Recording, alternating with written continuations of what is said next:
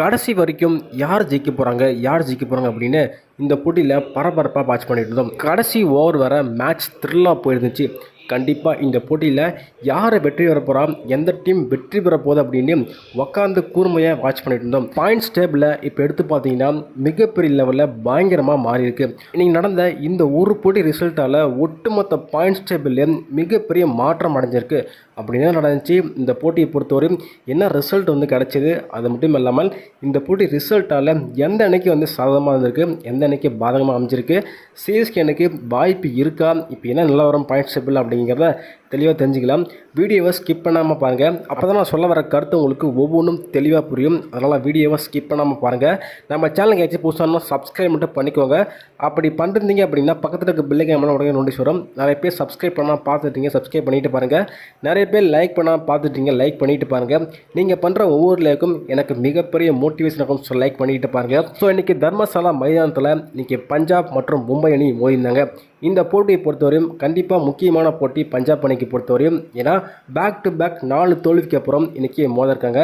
கண்டிப்பாக இந்த போட்டி வெற்றி பெற்றால் மட்டும்தான் பிளே ஆஃப் வாய்ப்பு பஞ்சாப் அணிக்கு ரொம்பவே அதிகமாக இருக்கும். இல்லைனா ஆல்மோஸ்ட் வெளியே போக அதிகமாக வாய்ப்பு இருந்திருக்கும். ஆனால் இந்த போட்டி ரிசல்ட்டால் சிஎஸ்கே உள்பட 3 அணிக்கு பார்த்தீங்கன்னா பிளே ஆஃப் வாய்ப்பு இப்போது மிக கடினமாக இருக்குது.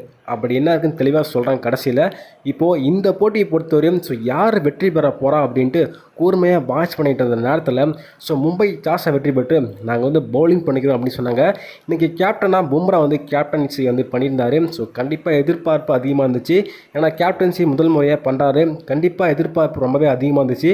என்ன பண்ண போகிறாரு, எப்படி வழிநடத்த போகிறாரு அப்படின்னு எதிர்பார்ப்பு ரொம்பவே அதிகமாக இருந்துச்சு.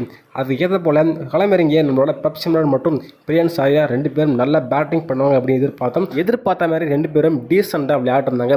ஒரு கிட்டத்தில் பிரியன் சாரியா அதிரடியாக விளையாண்டு ஆட்டம் இழந்தார் 22 ரன்னுக்கு. அதுக்கப்புறம் வந்த பேட்ஸ்மேன் டீசெண்டாக விளையாடுவாங்க அப்படின்னு எதிர்பார்த்த நிலையில் அதன் பிறகு களமிறங்கிய கூப்பர் காலனியாக இருக்கட்டும், ஸ்டேயர் சைடாக இருக்கட்டும், சசாந்த் சிங்காக இருக்கட்டும், யாருமே சரியாக ப்ளே பண்ணல. என்ன தான் பண்ண போகிறாங்க அப்படின்னு எதிர்பார்த்த நேரத்தில் பிரப்சிமரன் சிங்கும் அவரும் 57 ரன் அடிச்சுட்டு ஆட்டம் இழக்க இப்போ என்ன பண்ண போகிறாங்க, 140 150 தான் வரும் போல அப்படின்னு எதிர்பார்த்தோம். வெறும் 16 ஓவரில் 8 விக்கெட் இழந்துட்டாங்க. அதுக்கப்புறம் என்ன பண்ண போகிறாங்க, இதுக்கப்புறம் ஸ்கோர் வருமா அப்படின்ட்டு எதிர்பார்ப்பு அதிகமாக இருந்துச்சு. ஆனால் அதுக்கப்புறம் தாங்க ஒரு மிகப்பெரிய நாக் ப்ளே பண்ண ரொமாஸ் ஆகிருக்கா இல்லையா, ஒரு தரமான பேட்டிங் வெளிப்படுத்தியிருந்தார். அவர் அடித்த 37 ரன்னால் பஞ்சாப் அணி இப்போ 200 ரன் எட்டிட்டாங்க.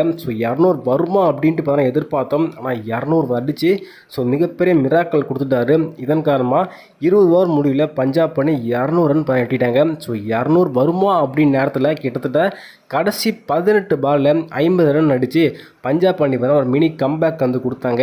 ஆனால் மும்பை அணி கடைசியில் மோசமாக பவுலிங் போட்டிருந்தாங்க. குறிப்பாக சொல்லப்போனால் ஃபீல்டிங் இன்றைக்கி ரொம்ப மோசமாக கேட்சாக இருக்கட்டும், ஃபீல்டிங் எஃபர்ட்டாக இருக்கட்டும், நிறையா பால் மிஸ் பண்ணாங்க.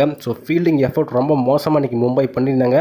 அதுவும் கடைசி 3 ஓவர் மும்பை அணி மோசமாக ஃபீல்டிங் பண்ணாங்க. பவுலிங் இருக்கட்டும், ஃபீல்டிங் இருக்கட்டும், ரொம்ப மோசமாக விளையாண்டுருந்தாங்க. இதன் காரணமாக பஞ்சாப் அணி அதை பயன்படுத்தி இன்றைக்கி 200 ரன் அடிச்சிட்டாங்க. 201 அடித்தா வெற்றி அப்படிங்கிற மாதிரி மும்பை களம் இறங்கினாங்க. குறிப்பாக ரோஹித் சர்மா மற்றும் ரியான் ரிக்கல்டன் 2 பேரும் சேர்ந்து செம்மையாக பேட்டிங் ப்ளே பண்ணாங்க. அதுவும் இன்றைக்கி தரமான பேட்டிங் ப்ளே பண்ண ரியான் ரிக்கல்டன் செம்மையாக ப்ளே பண்ணாருங்க. பவர் பிளேயில் அதிரடியாக விளையாண்டுருந்தார். ரோஹித் சர்மா இன்றைக்கி பவர் பிளேயில் ரொம்பவே தடுமாறிட்டு இருந்த நேரத்தில் நான் இருக்கேன் அப்படின்னு ரியான் ரிக்கல்டன் இன்றைக்கி அதிரடியாக விளையாண்டுருந்தார். 48 ரன் அடித்து சீக்கிரமாக வெளியே போனார். இருந்தாலும் குயிக்காக ரன் அடித்தாருங்க. அதன் பிறகு களமிறங்கிய நமந்தீர் அவராச்சும் அடிப்பார் அப்படின்னு எதிர்பார்த்தோம். அவரும் 9 ரனுக்கு அவுட் ஆக, அதன் பிறகு ரோஹித் சர்மாவும் 25 ரனுக்கு ஆட்டம் இழக்க மும்பை அணிக்கு ஒன்றுமே புரியல. என்ன பண்ணுறது, மும்பை அணி இந்த போட்டியும் தோற்றுருவாங்களா அப்படின்னு எதிர்பார்த்த நிலையில் அதுக்கப்புறம் வந்தார் பாருங்க திலக் வர்மா இன்றைக்கி செம்மையாக ப்ளே பண்ணார். கடைசியில் பில் ஜாக்ஸும் செம்மையாக ப்ளே பண்ணியிருந்தார். கடைசி ஒரு மேட்சை கடைசி ஓவர் வரையும் திக்குன்னு பரபரப்பாக மேட்சை கொண்டு போயிருந்தாங்க. முக்கியமாக கடைசி ஒரு ஓவருக்கு, அதாவது 6 பாலுக்கு 15 ரன் அடிக்க வேண்டிய கட்டாயம் ஏற்பட்டது. அதில் முதல் பாலில் 6 அடித்தார் நம்மளால் பில் ஜாக்ஸ். அதன் பிறகு நீ மட்டுமா அடிப்ப, நானும் அடிப்பேன் அப்படின்ட்டு திலக் வர்மா அவர் பங்குக்கு ஒரு 6 அடிக்க மேட்சை அசால்ட்டாக பண்ண மும்பை முடிச்சாங்க. இதன் காரணமாக மும்பை வெற்றி பெற்றதுனால, நம்ம பங்காளி வெற்றி பெற்றதுனால நம்ம சிஎஸ்கே அணிக்கு பாயிண்ட்ஸ் டேபிளில் அதாவது பிளே ஆஃபுக்கு ஒரு மிகப்பெரிய வாய்ப்பை பார்த்தீங்கன்னா மும்பை அணி பயன்படுத்தி கொடுத்துருவாங்கன்னு சொல்லலாம். கண்டிப்பாக இந்த ஒரு வெற்றி வந்து மும்பை அணிக்கு கிடையாதுங்க. முக்கியமாக சிஎஸ்கே அணிக்கு தான் மிகப்பெரிய வெற்றின்னு சொல்லப்படுது. ஏன்னா பாயிண்ட்ஸ் டேபிள் நிலவரம் இப்போ பார்த்தீங்கன்னா தெரிஞ்சிருக்கும். ஸோ கண்டிப்பாக மும்பை வெற்றிக்கு அப்புறம் பாயிண்ட்ஸ் டேபிளே ஒட்டுமொத்தமாக மாறி இருக்கு. இப்போ அந்த டாப் 4 பிளேஸ்க்கு யார் போக போகிறா அப்படின்ட்டு கேள்விக்குறியாக தான் இருக்குது. குறிப்பாக சிஎஸ்கே அணிக்கு செம்ம வாய்ப்பு இப்போ அமைஞ்சிருக்கு. முக்கியமாக சொல்லப்போனால் பஞ்சாப் அணி பார்த்தீங்கன்னா பேக் டு பேக் 5 தோல்விக்கு இப்போ தான் சந்திக்கிறாங்க. ஸோ கண்டிப்பாக பஞ்சாப் அணி மீண்டு வருமா அப்படிங்கிறது ஒரு கேள்விக்குறியாக இருக்குது. அதனால் கண்டிப்பாக சிஎஸ்கே அணிக்கு மிகப்பெரிய வாய்ப்பு கிடச்சிருக்கு. சரி, நீங்கள் சொல்லுங்கள், இந்த ஒரு வெற்றிக்கு யார் காரணம்? மும்பை அணி நம்ம பங்காளி ஒரு பயங்கரமான வெற்றியை வந்து பதிவு பண்ணிட்டாங்க. சரி, நீங்கள் சொல்லுங்கள், இந்த வெற்றிக்கு யார் காரணம்? குறிப்பாக இந்த போட்டிக்கு தோல்விக்கு பிறகு நம்மளோட ஸ்ரேயஸ் ரொம்ப கண் கலங்கியிருக்காருங்க.